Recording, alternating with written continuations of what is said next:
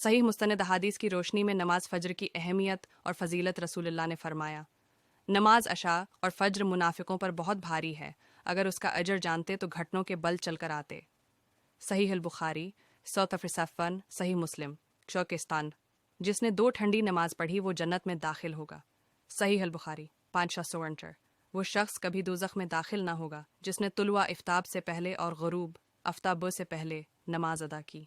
صحیح مسلم 649، جس نے صبح کی نماز پڑھی تو وہ اللہ کے ذمہ میں ہے۔ صحیح مسلم 707، جو عشاء کی جماعت میں حاضر رہے گا تو اسے آدھی رات کے قیام کا ثواب ملے گا، اور جو عشاء اور فجر دونوں نمازیں جماعت سے ادا کرے گا اسے پوری رات کے قیام کا ثواب ملے گا۔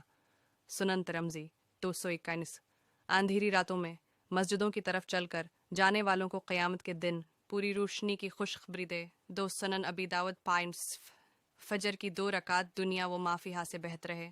صحیح مسلم 725، اللہ سے دعا ہے کہ وہ ہمیں نماز فجر کو اس کے وقت پر ادا کرنے کی توفیق بخشے، امین۔